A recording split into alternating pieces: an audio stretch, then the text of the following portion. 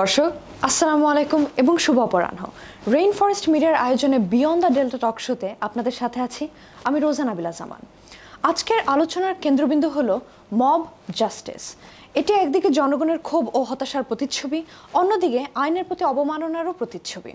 প্রশ্ন হচ্ছে, এটি কি সত্যি ন্যায় বিচারের দাবি, নাকি রাজনৈতিক ও সামাজিক মিডিয়ার উস্কানি? জনগণের আস্থাহীনতা কি তাদের আইন নিজের হাতে তুলে নিতে বাধ্য করছে? মব জাস্টিস কেবলমাত্র একটি অনাকাঙ্ক্ষিত বিচার প্রক্রিয়া নয়, এটি সমাজের ভিতরে লুকিয়ে থাকা শঙ্কা, হতাশা এবং আইনের প্রতি আস্থার ঘাটতির এক স্পষ্ট প্রতিফলন। রাজনৈতিক বক্তব্য, সামাজিক যোগাযোগের মাধ্যমের প্রভাব কিংবা আইন শৃঙ্খলা রক্ষাকারী বাহিনীর প্রভাব, সবকিছু মিলিয়ে যেন এক প্রবণতা ত্বরান্বিত হচ্ছে। আজকের আলোচনায় আমরা এই জটিল প্রশ্নগুলোর উত্তর খুঁজে বের করার চেষ্টা করব। আমাদের সঙ্গে আছে দুজন বিশিষ্ট অতিথি, আমি তাদেরকে পরিচয় করে দিচ্ছি। প্রথমেই আছেন আবু হেনা রাজ্জাকি, বাংলাদেশ সুপ্রিম কোর্টের সিনিয়র অ্যাডভোকেট এবং Bangladesh foundation chief executive officer. Sir, আপনাকে অনেক ধন্যবাদ আসার জন্য। এবং আমাদের সাথে আছে মঈনুল আলম, একজন সিনিয়র সাংবাদিক ও গণমাধ্যম ব্যক্তিত্ব। আমরা আজকের আয়োজনে শুরু করার আগে চলুন সাম্প্রতিক ঘটনার কিছু ভিডিও ক্লিপ দেখে নেই।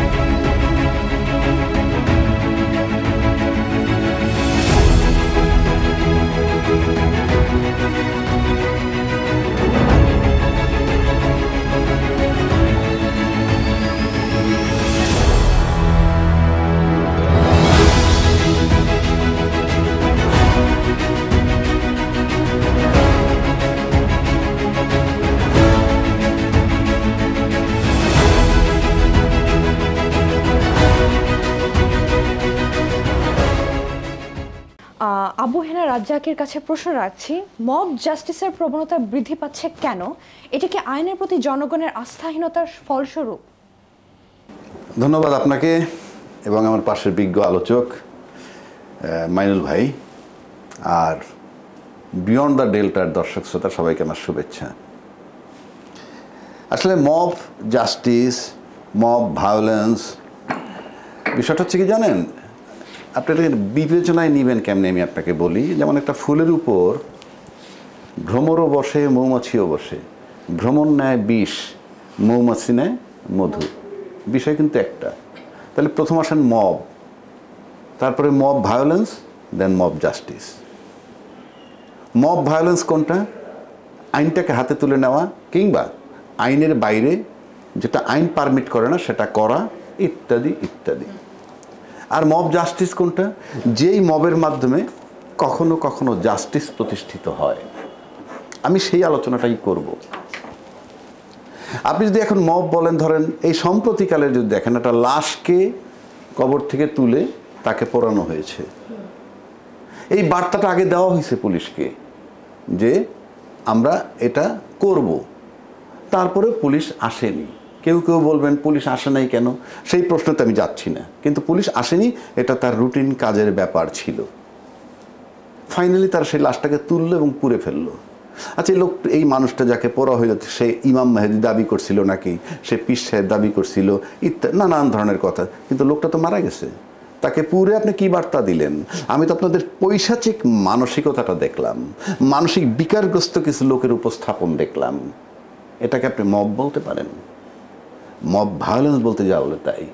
আবার উল্টা দিকে আসেন, নুরুকে সেদিন যেভাবে পিটাইলো, দুটো রাজনৈতিক প্রোগ্রামের কারণে ওই রকম বেদম প্রহার করার মতো কোনো রাজনৈতিক ঘটনা সেদিন ঘটেনি। ওটা প্রশাসনিক মব হয়েছে, আপনার ইনজাস্টিস হয়েছে। এখন আমরা যদি আরেকটু পিছনে যাই, এই যে মব জাস্টিস, মব ভায়োলেন্স, আমরা দেখছি আমাদের অনেক নির্বাচিত সরকারকে সামরিক সরকার অভ্যুত্থানের মাধ্যমে সরাইয়ে দেওয়া হয়েছে। আমাদের অনেক সরকারকে 111-এর মাধ্যমে সরাইয়ে দেওয়া হয়েছে। আমাদের সরকার সম্প্রতি ইউনূস সরকার আসলো, তাকেও সরাইয়ে দেওয়া হয়েছে। তার মানে কি? এদেরকে যখন মানে সামরিক অভ্যুত্থান হইল, তখন নির্বাচিত সরকারের কাছে কিন্তু সেটা মব হয়, যে সেনাবাহিনী একটা মব করলো, একটা গোষ্ঠী এসে কিন্তু জনগণ হাত ছেড়ে বাঁচে, কারণ তখনই সেনাবাহিনী আসে যখন নির্বাচিত সরকার, দলীয় সরকার এমন একটা লেভেলে যায় যে মানুষ এত এত বেশি তাদেরকে দিয়ে মানে কি বলে এত শঙ্কিত হয়, এত বিপদগ্রস্ত হয়, এত ন্যায় বিচার থেকে বঞ্চিত হয়। তখন যখন ওই সামরিক অভ্যুত্থানগুলো হয়েছে তখন সেটাকে ওয়েলকাম জানাইছে সাধারণ মানুষ। কাজেই সরকারকে সরাই দিছে, মিলিটারি আর্মি তার কাছে ছিল মব, কিন্তু জনগণের কাছে ছিল মব জাস্টিস। তারা নিঃশ্বাস ছেড়ে বাঁচছে আলহামদুলিল্লাহ। পরবর্তী ফলাফল পরের। এইবার আসেন, আপনি যে মব বলতেছেন, মব কালচার, আপনি এখানে রাষ্ট্রীয়ভাবে যদি চিন্তা, আমি এই রাষ্ট্রের বাইরে যাব না, আমি আমার দেশের মধ্যে থাকব। আপনি বলেন বাংলাদেশে মব জাস্টিস বা মব ভায়োলেন্স রাষ্ট্রীয়ভাবে কী রেটে হয়েছে সেটা আমি আপনাকে একটু বুঝাই। আপনার কি মনে আছে শাপলা চত্বরে যে লক্ষ লক্ষ লোকের জমাত হয়েছে, সেখানে যে রাতের অন্ধকারে গুলি করে মেরে কিছু মাওলানা এবং কিছু মাদ্রাসার ছাত্র বিতাড়িত করে দিল? এটা হলো রাষ্ট্রীয় মব। তারপর বিগত 14, 18 বা 19 আর 24-এর যে 3টা নির্বাচন হয়েছে, নির্বাচন কমিশন সন্ধ্যাবেলা তোতা পাখির মতো রেজাল্ট ঘোষণা করছে, এটাকে বলে সাংবিধানিক মব। কারণ নির্বাচন কমিশন যিনি, তিনি সংবিধানের আলোকে নির্বাচন করেন এবং সেটাকে বলে সাংবিধানিক মব। এরপরে আসেন অর্থনৈতিক মব। রাস্তায় চাঁদাবাজি করে অর্থনৈতিক মব, জোর করে ওনার টাকা নিচ্ছে, জোর, এটা মব।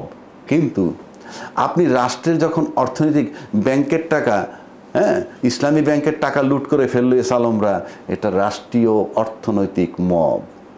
বাংলাদেশ ব্যাংকের গভর্নর আতিয়ার রহমান থাকাকালীন 800 কত কোটি টাকা পাচার হয়ে গেল, এটা হইল রাষ্ট্রীয় অর্থনৈতিক মব। আবুল বারাকাত অর্থনীতিবিদ গ্রেপ্তার হওয়ার পর মানে মানে মানে মানে গ্রেপ্তার হওয়ার পর মিডিয়া, সোশ্যাল মিডিয়া ওনাদের মতো দায়িত্বশীল ব্যক্তির উপর ঢাকা বিশ্ববিদ্যালয়ের অর্থনীতি বিভাগের অধ্যাপক আবুল বারাকাতকে গ্রেপ্তার করছে। সে যে ব্যাংকের টাকা লুট করছে, লুটেরা সেইটারা লেখে না। আপনি ঢাকা ইউনিভার্সিটি বিশ্ববিদ্যালয়ের প্রফেসর হচ্ছেন কি আপনি লাট সাহেব? আপনি চোর চোর। এটাকে বলে রাষ্ট্রীয়ভাবে অর্থনৈতিক মব। তাহলে আপনি যে বাইরে চাঁদাবাজি করে, বাইরে ইয়ে করে, আপনি সেটাকে কি বলবেন? এটা রাষ্ট্রীয়ভাবেই তো আপনার এই মবটা আসছে। তারপরে এই যে মিটফোর্ডে আপনি ডেড বডি পাথর দিয়ে একটা মারলো, যাকেই মারুক, নির্মমতা, পৈশাচিক ব্যাপার, এটাও মব। কিন্তু আয়নাঘরে যে লোকটাকে আটকে রেখেছে 8 বছর, রাষ্ট্রের কোন বিধানে আছে যে আপনি তাকে আটকে রাখতে পারবেন ওইভাবে? রাষ্ট্রের কোন বিধানে আছে যে আপনি ক্রস ফায়ার দিবেন? এগুলাকে বলে রাষ্ট্রীয় মব। তো আপনি রাষ্ট্রীয়ভাবে যখন মব পারমিটেড, আপনি বনে বাজারে হাটে বাজারে মব হবে, এটার দায় রাষ্ট্রের। তারা করেছে এবং সরকার করেছে। কেমনে সেটা বলি।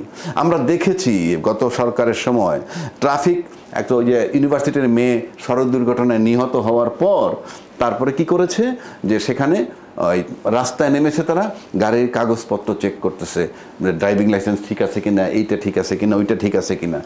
লাস্টলি কি করলো, প্রশাসনের পুলিশের সাথে ছাত্রলীগ যুবলীগের পোলাপান হেলমেট বাহিনী হিসেবে মাঠে নেমে পিটে তাদেরকে উঠাই দেন। রাষ্ট্রীয় মব। এবং এই রাষ্ট্রীয় মব যুগ যুগ ধরে 53 বছর যাবৎ যারা ক্ষমতায় ছিল, ডাইরেক্ট ইনডাইরেক্ট প্রত্যেকে মব পালন করেছে। সুতরাং আপনি মব তো নতুন শব্দ নয়। এই মবের দায় বিগত নির্বাচিত সরকার যারা ক্ষমতায় ছিল তারা ক্ষমতায় থেকেই। আপনার যদি মনে থাকে কানসার্টে বিদ্যুতের জন্য রাস্তায় লোক নেমেছে, সাধারণ লোক বিদ্যুৎ পায় না, সেটার দাবিতে নামছে, গুলি করে 24টা নিরীহ লোক হত্যা করা হয়েছে এই বাংলাদেশে। এবং সেটা 14, 18, 24-এর নির্বাচনের না, তার আগের ঘটনা। রাজনীতিবিদ যখন ক্ষমতায় থাকে, রাজনৈতিক সরকার, তখন গ্রেনেড হামলা হলো, সিরিজ বোমা হামলা হইল, রাষ্ট্রীয় মব। কাজেই আপনাকে বুঝতে হবে রাষ্ট্রীয় মব, এই মবের দায় রাষ্ট্রের, ওখান থেকে শুরু হয়েছে। এখন আসেন মব জাস্টিস কীভাবে। যে বললাম যে সেনাবাহিনী যখন অভ্যুত্থান করে তখন যিনি ক্ষমতায় থাকেন তার কাছে মব মনে হয়, কিন্তু দেশের মানুষের কাছে মনে হয় জাস্টিস। একইভাবে জুলাই আন্দোলন যখন হইল তখন কি হয়েছে, সরকার যিনি ক্ষমতায় তার খুব খারাপ লাগতেছে, তার সামনে সে পাখির মতো গুলি করে মানুষ মারতেছে, এটা কিন্তু সরকারি মব। আর ওরা ওই মবটা আর মানে নাই, না মানতে মানতে তাকে বাধ্য করছে পালাই দিতে। এই দেশের 18 কোটি লোক তখন মোনাজাত করছে, 18 কোটি হবে না, আওয়ামী লীগের লোকগুলা বাদ দিয়ে অন্যরা মোনাজাত করছে আলহামদুলিল্লাহ। তার ওই যে মবটা, জুলাইয়ের যে মব মুভমেন্ট, সেটা হলো মব জাস্টিস। কাজেই মব কখনো ভায়োলেন্স হয়, কখনো জাস্টিস হয়।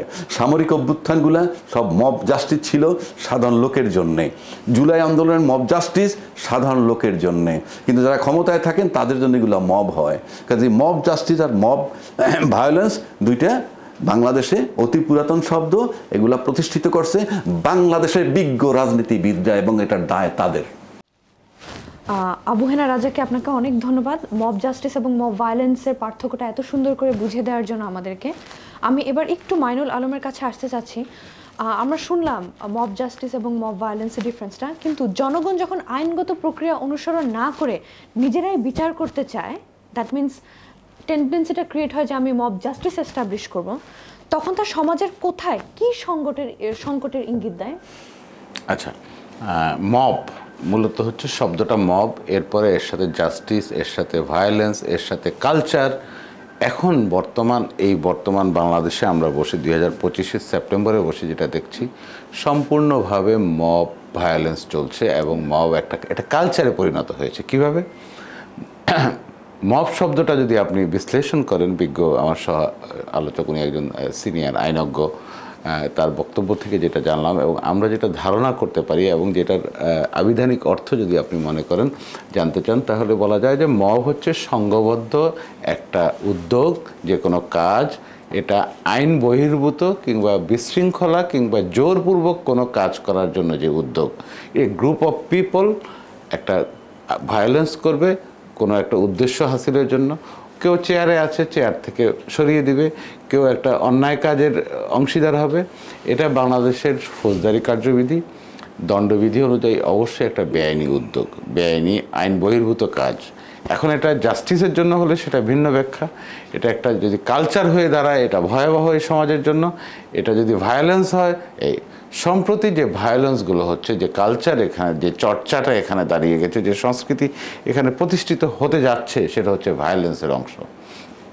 সর্বশেষ আজকে শুনলাম সরকারের পক্ষ থেকে বলা হয়েছে 18 জনকে গ্রেপ্তার করা হয়েছে রাজবাড়ির গোয়ালন্দে, যে ওই মামলায় একজন নুরা পাগলা লাশ তুলে কবরস্থান থেকে, কি ভয়াবহ, তুলে এবং আগুন লাগিয়ে দিয়েছে মাজার শরীফ, কিংবা ওই স্থাপনাটা অগ্নিসংযোগ করা হয়েছে, সম্ভবত গত শুক্রবারের ঘটনা।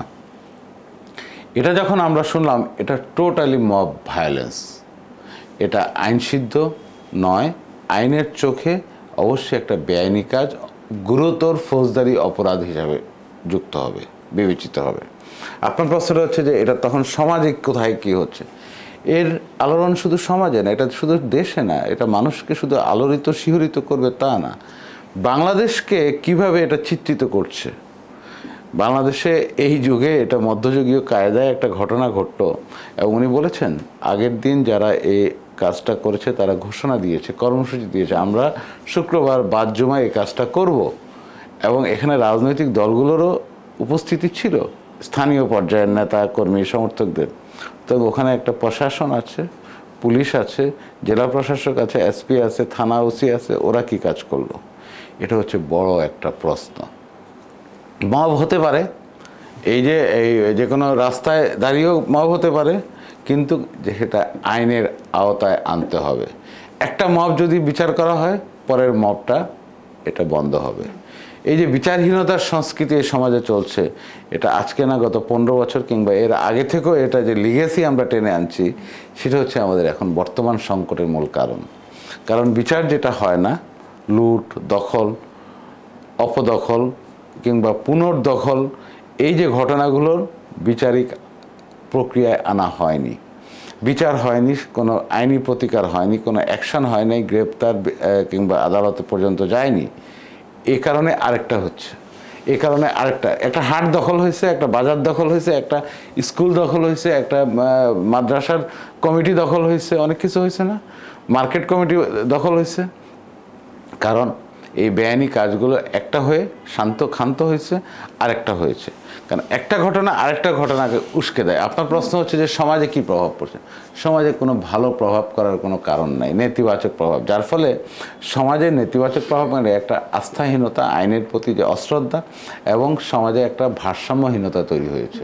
এবং নাগরিক সমাজ কিংবা নাগরিকদের মধ্যে নারী, পুরুষ, শিশু, যুবক নির্বিশেষে সবার মধ্যে একটা আতঙ্ক এবং নিরাপত্তাহীনতা তৈরি হয়েছে।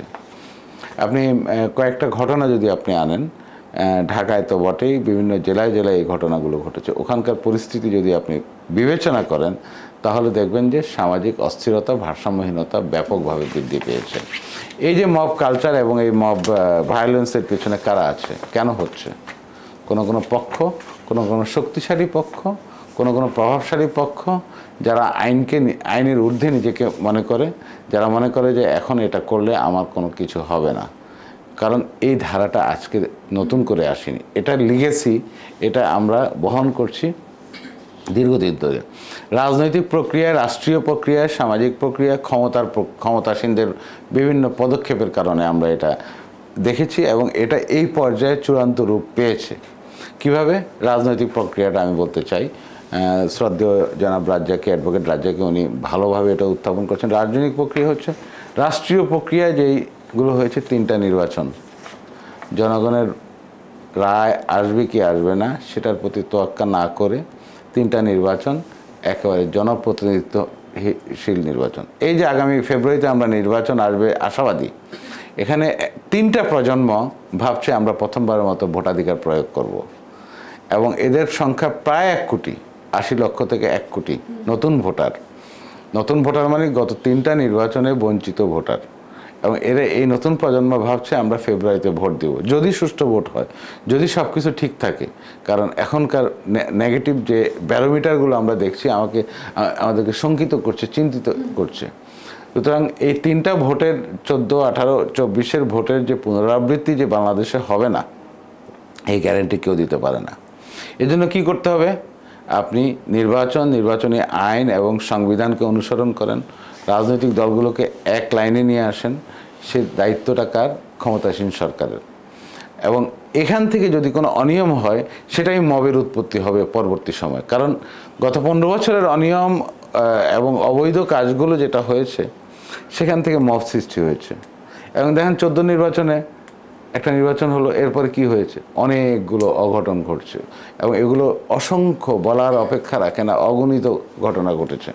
এবং এটা পর্যায়ক্রমে এমন পর্যায়ে গেছে সমাজে, প্রতিটা প্রতিষ্ঠান, আপনার আমার মহল্লার ছোট্ট ছোট্ট প্রতিষ্ঠান, শিক্ষা প্রতিষ্ঠান, ধর্মীয় প্রতিষ্ঠান, রাজনৈতিক প্রতিষ্ঠান, সামাজিক প্রতিষ্ঠান, এগুলো দখল বেদখল হয়েছে। যার ফলে এই মবের উৎপত্তিটা ওখানে হয়েছে, এবং সামাজিক যে প্রভাবগুলো হয়েছে সেগুলো হচ্ছে ব্যাপক এবং বিস্তৃত। আপনার বক্তব্য থেকে যদি আমি দেখি যে এই যে সাধারণ জনগণ যারা মবের পার্ট হয়ে যাচ্ছে, এবং এই যে বিভিন্ন প্রতিষ্ঠান দখল হয়ে যাচ্ছে, যেটার জন্য আমি সুষ্ঠু ন্যায় বিচার প্রতিষ্ঠা করতে পারছি না, যখন এরকম কোনো একটা ছোট গোষ্ঠী যারা নিজেদেরকে আইনের ঊর্ধ্বে মনে করছে এবং তাদের জন্যই তো আমি প্রতিষ্ঠা করতে পারছি না, আপনার কি মনে হয় তখন মবের যারা সাধারণ জনগণ তারা কি করতে পারে? এটার সাধারণ জনগণ কিন্তু মবে অংশ নেয় না, নেয় একটা গ্রুপ সংগঠিত রূপে।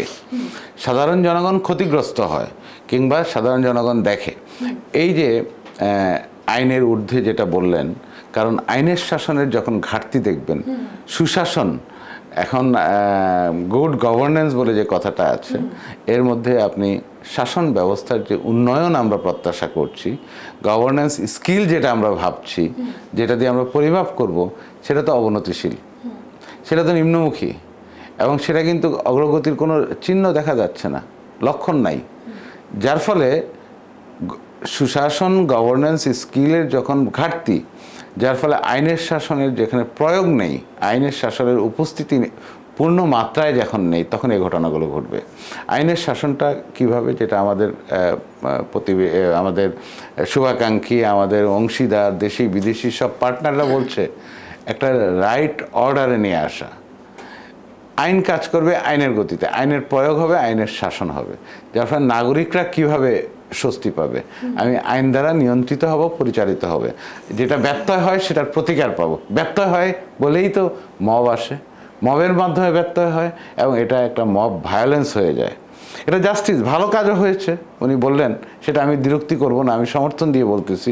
কিন্তু যেটা ভায়োলেন্স হয় সেটা জনগণ এটা ভালোভাবে নেয় না। আমার এবার একটু আবু হেনা রাজাকের কাছে প্রশ্ন। এই যে আমরা শুনলাম যে যখন ল অ্যান্ড অর্ডারের বাইরে গিয়ে একটা মব জাস্টিস আমরা দেখতে পাই, যখন অলরেডি মানুষ জাস্টিসের বাইরে গিয়ে জিনিসটা করছে, তখন একটা দেশের বিচার ব্যবস্থার উপর এটার প্রভাবটা কিভাবে পড়ে?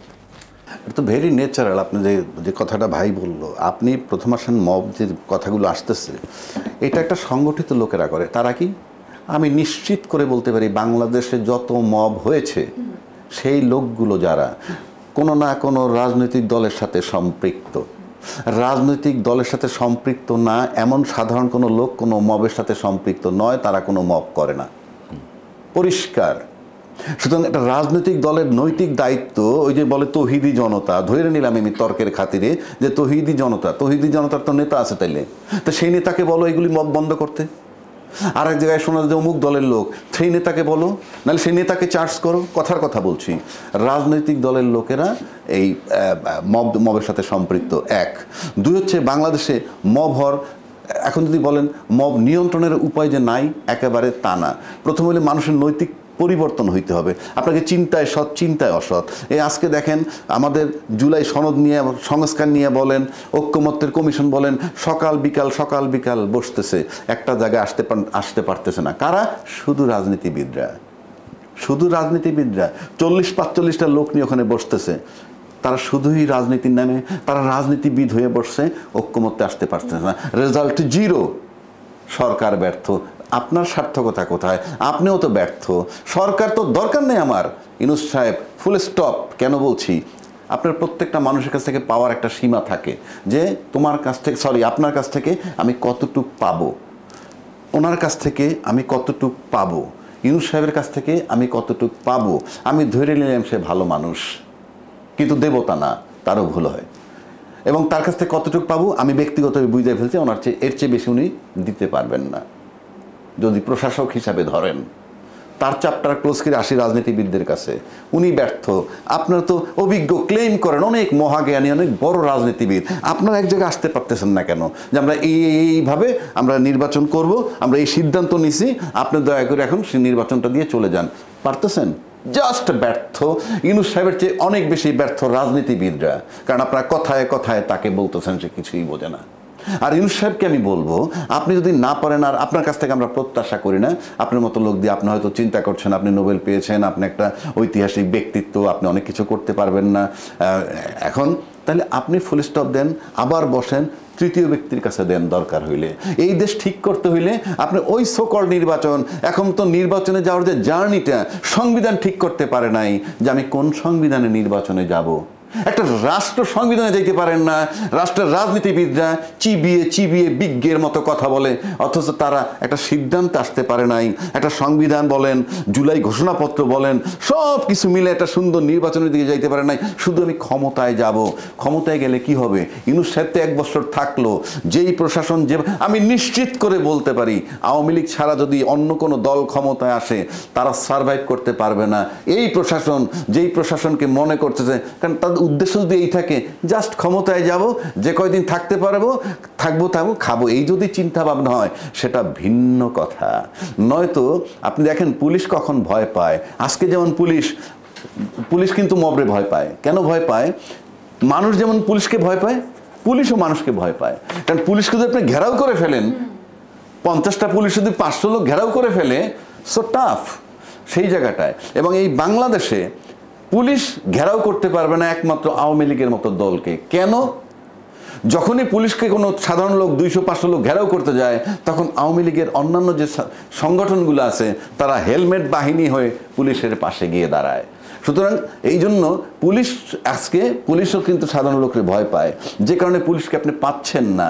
আবার পুলিশে যদি সুযোগ দেন, তাহলে অনেক কিছু করতে পারে। এবং আওয়ামী লীগের মতো দল যদি আবার ক্ষমতা আসে, প্রশাসনিক সহযোগিতা পাবে।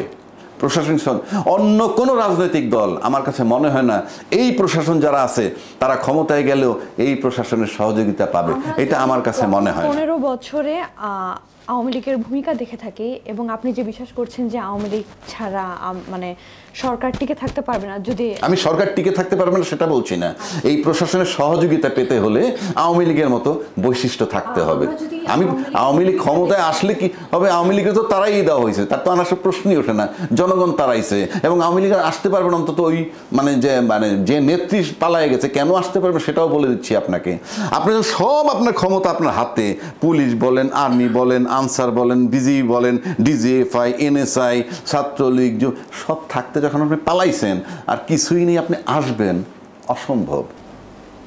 আমার প্রশ্নটা হচ্ছে এই যে আপনি বলেন যে আওয়ামী লীগের মতো ট্রেটস লাগবে একটা পলিটিক্যাল পার্টির টু গেট প্রশাসন। ও না, ওই যে মব জাস্টিস, আওয়ামী লীগ যেভাবে মব জাস্টিস, মব ভায়োলেন্স করছে ওইরকম আওয়ামী লীগ তো প্রশাসনের লোকরা আয়না ঘরে নিছে, প্রশাসনের লোকেরও ওই একজন ব্রিগেডিয়ার মতো একজন লোকরে নিয়ে আপনি 8 বছর রেখে দিলেন, সে তো প্রশাসনের লোক, এবং তার সাথের লোকরা যারা তার হয় জুনিয়র ফ্রেন্ড নয় সাথের কলিগ, ইউনিফর্ম পরা, আস্তে আয়নাঘরে রাইখে এসে ভাত খায় কেমনে ঘরে বসে, যে আমার সাথের লোকটাকে আমি আয়নাঘরে রাইখে আসলাম, রাইখে এসে ভাত খায় কিভাবে?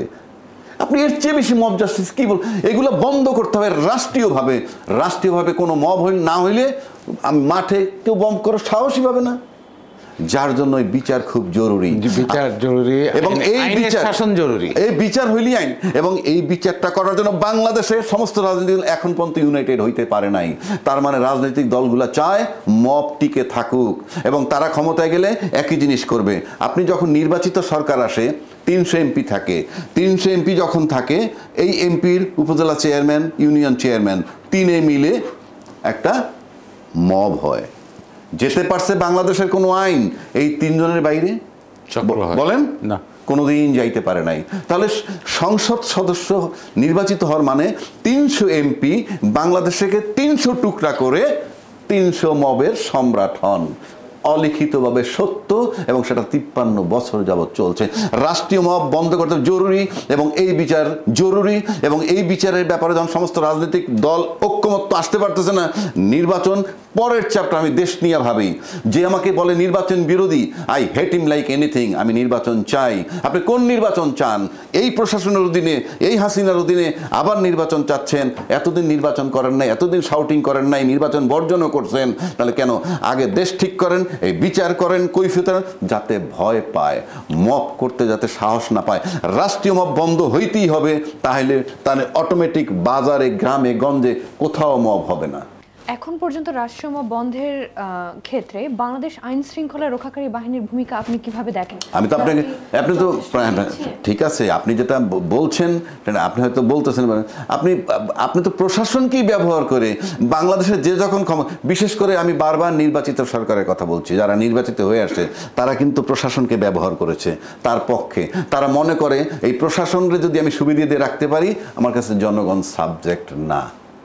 জনগণকে যদি মনে করত, তাহলে জনগণের ভয়েই প্রশাসন অস্থির থাকতো। প্রশাসনের কাছে জনগণ অসহায়।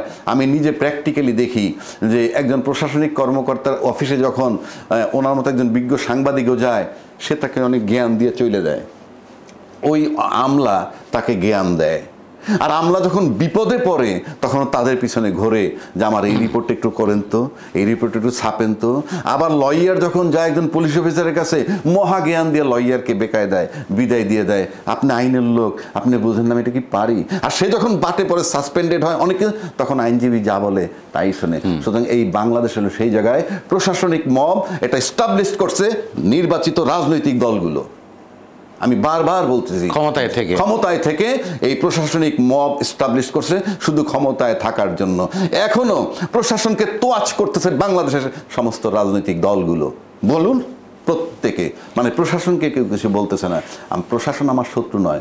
প্রশাসনের সাথে আপনি সুন্দর ব্যবহার করবেন, প্রশাসনের কাছ থেকে কোঅপারেশন নেবেন, প্রশাসনকে ব্যবহার করবেন, প্রশাসনকে সেবা দিবেন। প্রশাসনকে নষ্ট করছে রাজনীতিবিদ। আমি আবারও বলছি, বাংলাদেশের প্রশাসনকে নষ্ট করেছে রাজনৈতিক দলগুলো নির্বাচিত হয়ে ক্ষমতায় এসে ক্ষমতা আঁকড়ে থাকার জন্য জনগণকে পিটাইছে আর তাদেরকে প্রিভিলেজ দিয়েছে। আবারও বলছি, প্রশাসনের কোনো দোষ নয়, এটার দোষ রাজনৈতিক দলের। আমার এবার একটু মইনুল আলমের কাছে প্রশ্ন। আমরা দেখলাম রিয়েল লাইফ সিনারিওটা কিভাবে ওয়ার্ক করছে। এখন যদি আমরা একটু সামাজিক এবং যোগাযোগ মাধ্যমে আসি, আপনি কিভাবে মনে করেন সামাজিক যোগাযোগ মাধ্যমগুলো এই ভিড়টাকে উস্কাচ্ছে? সামাজিক মাধ্যম কিংবা সামাজিক যে প্ল্যাটফর্মগুলো আছে, সোশ্যাল মিডিয়ার প্ল্যাটফর্মগুলো তাৎক্ষণিকভাবে যে ঘটনাটা ঘটে, যে মবটা হয়, সেটা ছড়িয়ে দেয় এবং দূর দূরান্ত, মনে করেন এই প্রান্ত থেকে ওই প্রান্ত পুরো বিশ্বব্যাপী ছড়িয়ে দেয়। এটা যে তাৎক্ষণিক যে সামাজিক যে নেতিবাচক প্রভাব, এটা সত্য মিথ্যা যাচাইয়ের যে সুযোগটা না থেকেই তাৎক্ষণিক ছড়িয়ে দিতে মানুষের মধ্যে একটা ক্রিয়া প্রতিক্রিয়া হয় এবং এটা সব বয়সের মধ্যেই হয়। কিন্তু দেখা গেল এটা সত্যতা পরে জানা গেল ভিন্নভাবে, প্রকৃত গণমাধ্যমে সেটা সত্য ঘটনা বেরিয়ে আসলো, আইনি প্রক্রিয়ায় এটা একটা ব্যাখ্যা দেওয়া হলো, কিন্তু যা সর্বনাশ হওয়া তো হয়ে গেছে। সামাজিক মাধ্যম এর ক্ষেত্রে কয়েকটা ইস্যু আছে, উত্তেজনা, সামাজিক অস্থিরতা, উত্তেজনা সৃষ্টি হয়, ধর্মকে ব্যবহার করে কাজ হয়। এই যে তৌহিদি জনতা কিংবা এই ধরনের সাইনবোর্ড দিয়ে ব্যানারে এই কাজগুলো করছে। সুতরাং তাৎক্ষণিকভাবে যে ঘটনাগুলো সামাজিক মাধ্যমে প্ল্যাটফর্মের মাধ্যমে যায়, এটার একটা নেতিবাচক প্রভাব এবং এটা ভয়ঙ্কর মনে করি। কারণ মানুষ, আপনি মনে করেন রাতে ঘুমিয়ে আছেন, সামাজিক প্ল্যাটফর্মে আসলো যে অমুক জায়গায় আক্রমণ হয়েছে, আগুন লেগেছে, তখন মানুষ ভীতশ্রদ্ধ হয়ে যায়, ভীত হয়ে যায়, আতঙ্কিত হয়ে যায় এবং এটা মানুষের তখন মনোজাগতিক এবং শারীরিক একটা বিরাট প্রভাব ফেলে। আবার প্রাতিষ্ঠানিক যেমন যেটা হয়েছে, বিশ্ববিদ্যালয়ের উপাচার্য থেকে শুরু করে ডিন, অধ্যাপক, চেয়ারম্যান থেকে শুরু করে স্কুল কলেজের কমিটির চেয়ারম্যান কিংবা প্রিন্সিপাল কিংবা প্রধান শিক্ষক থেকে এটা মব জাস্টিস হয়েছে। এটা হয়তো কারণ কি, 15 বছর একটা ধারায় একটা প্রতিষ্ঠান চলেছে এবং যারা বঞ্চিত কিংবা যারা নিগৃহীত এমন একটা ক্ষুব্ধ গ্রুপ দাঁড়িয়ে গিয়েছিল, ওরা এই সুযোগটা নিয়েছে এবং এটা জাস্টিস, এটা প্রাতিষ্ঠানিকভাবে হয়েছে। হয়তো ওই প্রক্রিয়ায় হয়নি, হ্যাঁ, আপনি দেখেন না, কোনো কোনো সচিবকে বের করে দেওয়া হয়েছে, কোনো কোনো কর্পোরেশনের চেয়ারম্যানকে সরিয়ে দেওয়া হয়েছে, চেয়ার উল্টে ফেলা হয়েছে। এটা কিন্তু জাস্টিস এবং এটা পরে ন্যায়ভিত্তিক একটা সমাধান হয়েছে কোথাও কোথাও। কিন্তু যেটা মূল কথা, এই মব জিনিসটাই একটা নেতিবাচক জিনিস। এটা ভালোর জন্য মব হলেও তো এটা ভালো না, কারণ ভালো যে পরিবর্তনের জন্য আপনি মব করবেন সেটা তো একটা প্রক্রিয়া আছে। মব করে কেন করবেন? এই যে একটা মব হয় বলে তো আর একটা মব আসে। এই তো আমি যেটা বলতেছি, একটা মব আরেকটা মবকে, জনগণকে আরেকটা মব করতে, কারণ সরকার, প্রশাসন, রাষ্ট্র, রাজনীতিবিদ, ওখান থেকে মবের উৎপত্তি কিংবা উৎস যদি বলতে পারেন, উৎস। কারণ হচ্ছে এই মব জিনিসটা, আমি বলছি, আবার বলি, এটা নেগেটিভ জিনিস, এটা আইন বিরুদ্ধ জিনিস, এটা কিন্তু সহজে স্বাভাবিকভাবে গ্রহণযোগ্য জিনিস না, সমর্থনযোগ্য জিনিস না, অনুমোদন দেয় না, আইন অনুমোদন দেয় না, কিন্তু মব হয়ে গেছে কারণ এটা পরিস্থিতির প্রয়োজনে হয়েছে। তো এটা যদি আপনি এই মব জাস্টিসটা যদি আপনি রোধ করতে চান, তাহলে কি হবে? আইনের শাসন, সব স্বাভাবিক প্রক্রিয়ায় জনগণ ভোট দেবে, ভোটের মাধ্যমে, জনগণের ইচ্ছার মাধ্যমে ভোট হবে, নির্বাচন হবে, সরকার পরিবর্তন হবে, এগুলো হবে প্রতিটা প্রতিষ্ঠানে। শুধু রাষ্ট্রীয় জাতীয় নির্বাচন সেটা না, ভোট সংক্রান্ত যে জিনিসগুলো আছে, যে প্রতিষ্ঠানগুলো আছে, তাহলে সব স্বাভাবিকতা কাজ করলে আর মব থাকবে না, মব দূর হয়ে যাবে। অন্য কোথাও আছে মব? বাংলাদেশের বাইরে একটি দেশ বলেন, পশ্চিমে কিংবা উন্নত অনুন্নত বিশ্ব, এই দক্ষিণ এশিয়ায় বলেন না, খুব বেশি কি মব আছে? ভারতে আছে, পাকিস্তানে আছে, নেপালে আছে। নেপালে একটা আন্দোলন হচ্ছে, সেটা ভিন্ন, সেটা রাষ্ট্রীয় না, এটা একটা জনগণের স্বতঃস্ফূর্ত আন্দোলন। কিন্তু এই টুকরা টুকরা মব হচ্ছে, ঘটনা ঘটছে না, খুব কম। কিন্তু বাংলাদেশে এটা মাত্রাতে, কয়েকদিন পরে আমি খুব চিন্তিত, আমি খুব শঙ্কিত যে বাংলাদেশ কি একটা মব রাষ্ট্র হিসাবে স্বীকৃতি পাবে, পরিচিতি পাবে? তাহলে এই লেভেলিংটা হলে বাংলাদেশ কোথায় যাবে? বাংলাদেশের দেখেন, বাংলাদেশের আমরা নাগরিকরা, আমাদের পাসপোর্ট আছে, এই পাসপোর্ট দিয়ে বিদেশে ভ্রমণ করতে যাই, চিকিৎসা করতে যাই, সন্তানরা পড়তে যায়, কিন্তু আমাদের সবগুলো উইন্ডো কিংবা এই ভ্রমণের জায়গাগুলো আপনি ভিসা সীমিত হয়ে আসছে না? এই দক্ষিণ এশিয়ার দেখেন কিংবা দূরের দেশগুলো দেখেন, হ্যাঁ, কারণ হচ্ছে বাংলাদেশে একটা নেতিবাচক। যদি Bangladesh, if it is a বাংলাদেশে মব স্টেট হয়, মব কান্ট্রি হয়, আমি তো আতঙ্কিত। তাই কোথায় যাবে আমাদের প্রজন্ম? কোথায় উচ্চশিক্ষা, কোথায় বেড়ানো, কোথায় ভ্রমণ, চিকিৎসা কিংবা কাজের জন্য, চাকরির জন্য যাবে, কোথায় যাবে? সব সীমিত হয়ে আসবে। সুতরাং এখনই এটা স্টপ না, ফুল স্টপ। ভাই বলছে full stop at any level, from its begins from political authority, politics, political party.